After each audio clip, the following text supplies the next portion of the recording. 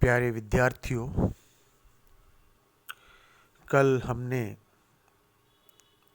पुनर्जागरण का छठा भाग किया था और आज सातवां भाग है। विगत व्याख्यान की यदि मैं बात करूं, हमने साहित्य में पुनर्जागरण प्रारंभ किया था। उस समय जो पुनर्जागरण युग के साहित्य की नवीन विशेषताओं पर भी हमने चर्चा की थी, जिसमें था मानववादी चेतना, राष्ट्रीय भाषाओं का उत्कर्ष और भाषा विज्ञान का अध्ययन और विकास, जिसमें यह बताया था मैंने भाषा विज्ञान के अध्ययन और विकास में कि व्याकरण तैयार किए गए और ये जो 16वीं सदी में जो नई राष्ट्रीय भाषाएं बनी, इनके वैज्ञानिक शब्दकोश तैयार किए गए। इसके अतिरिक्त हमने किया था कि इंग्लैंड में पुनर्जागरण के दौरान साहित्य में क्या विकास हुआ। तो इंग्लैंड में नहीं, माफ़ कीजिएगा, इटली में पुनर्जागरण युग में साहित्य का जो विकास हुआ, जो प्रमुख साहित्यकार हुए, तो हमने दांते की चर्चा की थी, जिन्होंने डिवाइन कॉमेडी नाम की पुस्तक लिखी थी। और वो पुस्तक जो है वो एक जीवात्मा, जो कि उस पुस्तक में एक वर्णन था जीवात्मा की यात्रा का, जिसमें नरक और स्वर्ग आदि की जो है उसमें बातें हुई थी। इसके अतिरिक्त हमने पेट्रार्क की बात की थी, जिसको मानववाद का जनक कहा जाता है, वह भी इटली का था। बोकासियो भी इटली का था, जिसने डी.के. मेरोन नाम की पुस्तक लिखी थी। इसके अलावा मैकियावेली का हमने जिक्र किया था, जिन्होंने द प्रिंस लिखा था। उन्होंने इसके अलावा हिस्ट्री ऑफ फ्लोरेंस लिखा था, डिस्कोर्सेज लिखा था। इन सब की हमने कल बात की थी और यह भी बताया था मैंने कि मैकियावेली ने द प्रिंस में व्यवहारिक राजनीति का जो है उन्होंने उसकी बातें की थी और उसमें उन्होंने लिखा था, मैंने कल कहा था कि ये अंडरलाइन करने योग्य बात है कि राजनीति में नैतिक आदर्शों एवं साधनों की पवित्रता का महत्व शून्य होता है। राजनीति में सफलता के आधार अवसरवादिता, व्यावहारिक कुशलता एवं मनोवैज्ञानिक चातुर्य होता है। इसीलिए मैकियावेली को जो है आधुनिक चाणक्य भी कहा जाता है। ये बातें विद्यार्थियों हमने विगत व्याख्यान में की थी। आज हम कर रहे हैं इंग्लैंड में पुनर्जागरण काल का साहित्य। इसमें जो प्रमुख साहित्य है उनकी हम चर्चा करेंगे, उनकी रचनाओं की बात करेंगे। पुनर्जागरण युग के प्रारंभिक साहित्यकारों में दांते, जो कि इटली का था, उसके बाद दूसरा नाम इंग्लैंड के जॉफ्री चौसर का आता है, जिनका कार्यकाल 1300 ईस्वी से 1400 ईस्वी था, जिनकी जो प्रसिद्ध जो रचना है उसका नाम है कैंटरबरी टेल्स। इस पुस्तक में संत टॉमस के धार्मिक स्थल की पवित्रता में जाने वाले 30 यात्रियों, जो इंग्लैंड के तत्कालीन समाज के लगभग सभी वर्गों का प्रतिनिधित्व करते थे, उसमें इन कहानियों का संकलन है। इन कहानियों में तत्कालीन अंग्रेजी समाज की मानसिकता एवं जीवन का यथार्थ चित्रण मिलता है, जो शेक्सपियर से पूर्व इंग्लैंड का अन्य कोई साहित्यकार इतनी कुशलता से नहीं कर पाया था। चौसर को अंग्रेजी साहित्य का होमर कहा जाता है। होमर विद्यार्थियों आप जानते हैं यूनान का था, इलियड और ओडेसी जिनके नाम हैं, वो होमर। इंग्लैंड का अगला जो साहित्यकार है उनका नाम है टॉमस मूर। जिनका समय 1478 से 1535। लैटिन भाषा में लिखी आपकी विख्यात रचना यूटोपिया, जिसमें एक काल्पनिक आदर्श राज्य एवं समाज की रूमानी कथा है। यह प्रकारांतर से वर्तमान मनुष्य एवं समाज की मानववादी आलोचना की एक श्रेष्ठ एवं अनूठी कृति है। टॉमस मूर ने तत्कालीन ब्रिटिश समाज एवं राज्य की दुर्बलताओं को बड़ी खूबसूरती से उसको जो है उन्होंने मुखर किया। अगला नाम है इंग्लैंड की तरफ से एडमंड स्पेंसर, जिनका कार्यकाल 1552 से 1599 आपकी स्क्रीन पर चल रहा है विद्यार्थियों। इंग्लैंड में पुनर्जागरण काल का एक अन्य साहित्यकार जिसका नाम बड़े सम्मान के साथ लिया जाता है, एडमंड स्पेंसर, जिनकी रचनाओं में क्लासिकी एवं मानववादी विचारों का सुंदर समन्वय देखने को मिलता है। आपकी जो श्रेष्ठ रचना है जिसका नाम फेरी क्वीन, जिसमें इसका जो नायक है राजकुमार आर्थर के, कहानी का नायक राजकुमार आर्थर के माध्यम से जीवन के संघर्ष में आदर्श नैतिक मूल्यों की विजय का प्रतिष्ठापन है। इसके बाद में अगला जो नाम है जो दुनिया भर में विख्यात है, पुनर्जागरण युग में इंग्लैंड का सबसे बड़ा सितारा विलियम शेक्सपियर, जिनका समय 1564 से 1616 ईस्वी के रूप में उदित हुआ, जिसकी गणना विश्व के महान नाटककारों में की जाती है।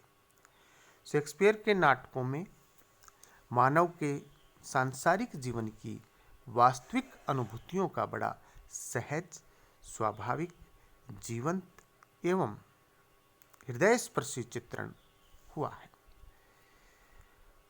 उन्होंने सुखांत और दुखांत दोनों प्रकार के नाटक लिखे, लेकिन शेक्सपियर की जो प्रतिभा का सर्वोच्च निर्देशन उनके दुखांत नाटकों हेमलेट, ओथेलो, किंग लियर एवं मैकबेथ में देखने को मिलता है। तो ये विद्यार्थियों इंग्लैंड के प्रमुख साहित्यकार थे।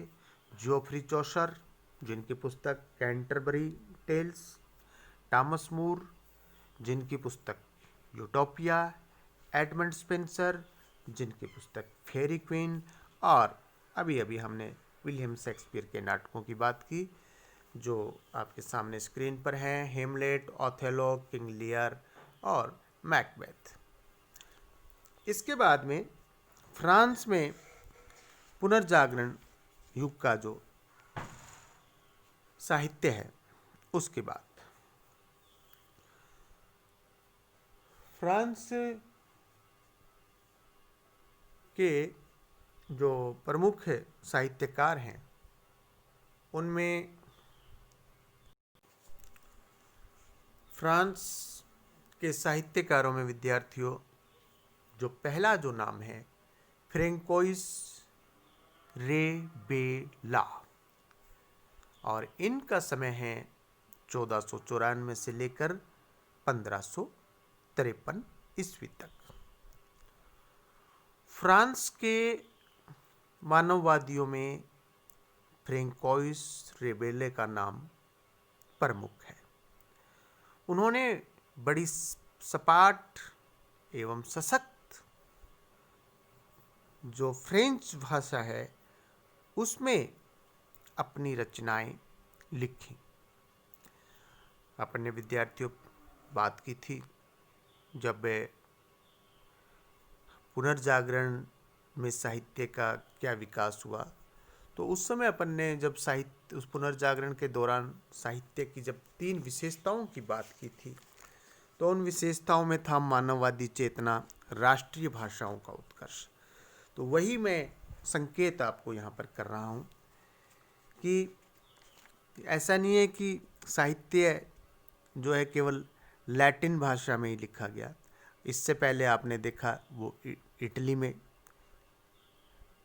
और फिर जो दांते था उन्होंने इटालियन में लिखा था, डिवाइड कॉमेडी, और फिर इंग्लिश में लिखे हुए हैं जॉफरी चौसर के, टॉमस मूर के, एडमंड स्पेंसर के, विलियम शेक्सपियर के। आज अंग्रेजी पूरी दुनिया भर में है, लेकिन उस समय यूरोप में जो है लैटिन जो रचनाएं थी लैटिन में थी। और अब हम बात कर रहे हैं फ्रांस की, तो यहाँ की जो लोकल लैंग्वेज फ्रेंच, उस फ्रेंच में लिखा है फ्रेंकोइस रेबेला ने।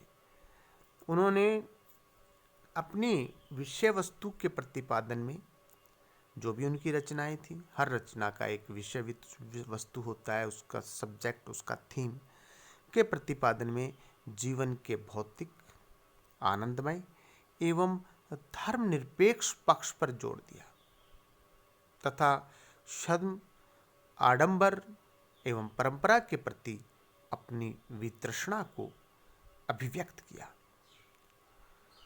उनकी रचनाओं में पुनर्जागरण की आंतरिक मानसिकता का जो है वो यूँ कहें उस मानसिकता की सही अभिव्यंजना है।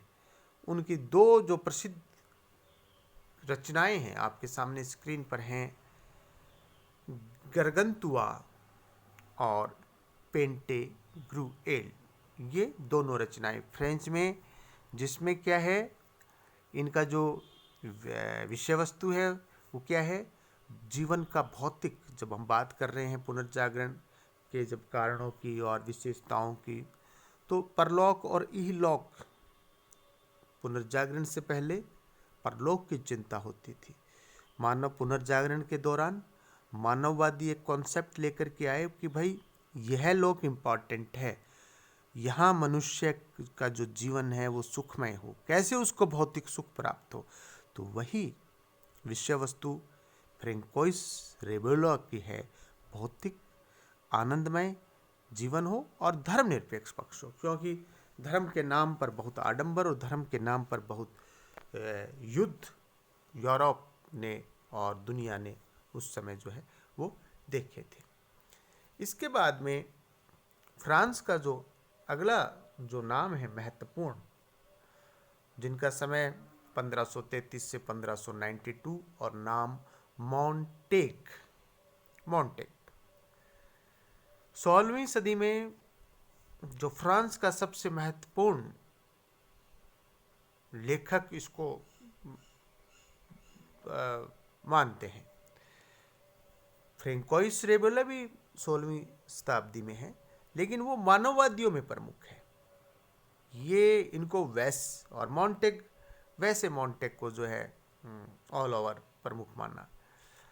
अपने विवेक चिंतन के कारण मोंटेग को वाल्तेयर का पूर्वगामी माना जाता है विद्यार्थियों। वाल्तेयर जो कि बाद में एक और बहुत बड़े फ्रांस के अंदर एक साहित्यकार हुए, लेखक हुए, विचारक हुए, जिनका जो एक विचार है बड़ा प्रसिद्ध कि ये हो सके कि मैं आपके विचारों से सहमत न हूँ, लेकिन फिर भी आपके विचार प्रकट करने का जो आपकी जो एक अधिकार है उसका मैं सम्मान करता हूँ। ये इनका एक स्टेटमेंट है बड़ा प्रसिद्ध।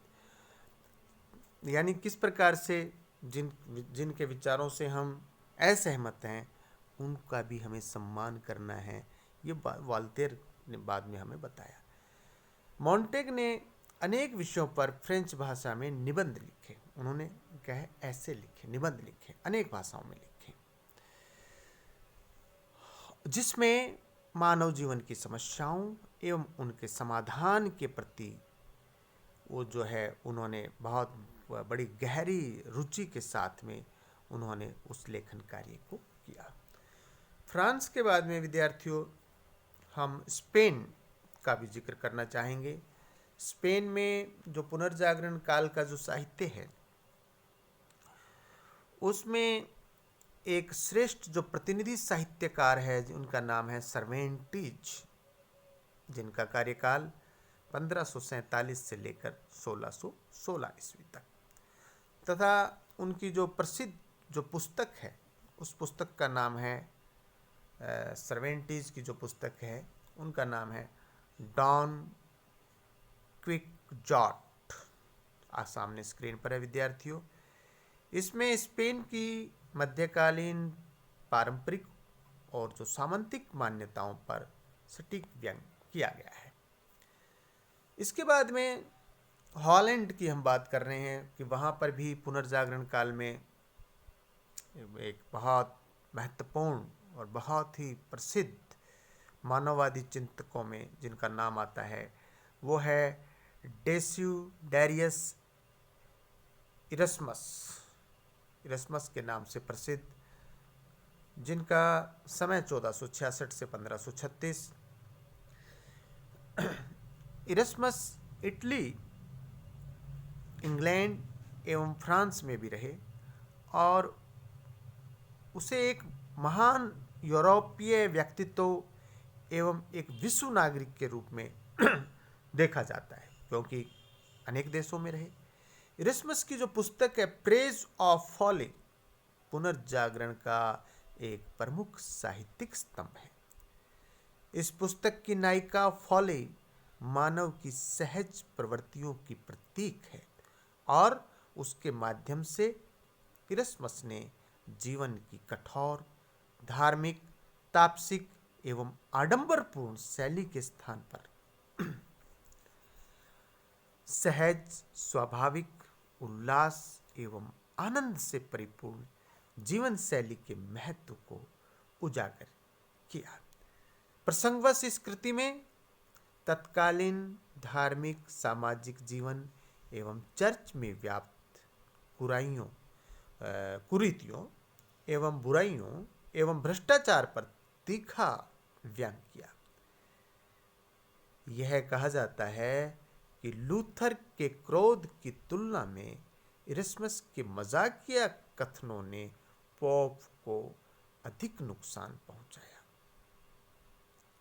ये इरस्मस जो कि आप इनको धर्म सुधार आंदोलन में भी इनको आप पढ़ेंगे। तो इस प्रकार से ये पुनर्जागरण काल में यूरोप में साहित्य का विकास और बड़े बड़े रचनाकार, एक से एक रचनाकार उस समय इंग्लैंड में हुए।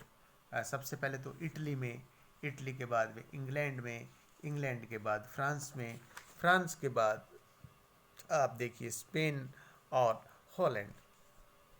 और इनका संयुक्त रूप से हम नाम लें तो दांते, जो कि एक बहुत बड़ा इटली का जो साहित्यकार, महाकाव्य, जिन्होंने डिवाइड कॉमेडी नामक एक महाकाव्य लिखा और उन्होंने इसको इटालियन में लिखा। हमने पढ़ा था ना कि लोकल लैंग्वेजेस का जो है वो ग्रोथ हुआ, डेवलपमेंट हुआ।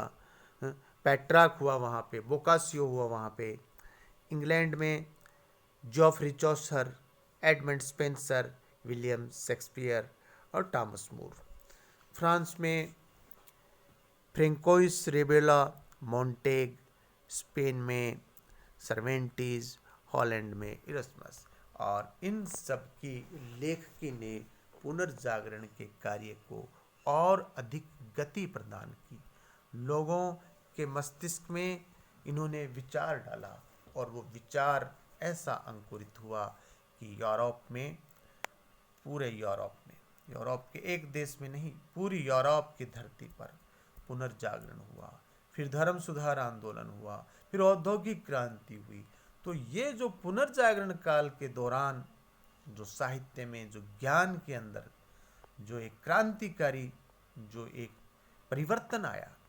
आप देखिए पहले का जो साहित्य सिर्फ लैटिन के अंदर, वो भी जटिल लैटिन, और उसको पढ़ने पढ़ाने का अधिकार केवल चर्च और पादरी के पास। लेकिन पुनर्जागरण के दौरान आप जानते हैं प्रिंटिंग प्रेस आ गया था, कागज़ आ गया था, तो सब चीज़ें जो चीज़ें सुविधाजनक हो रही थी और लोग पढ़ लिख रहे थे।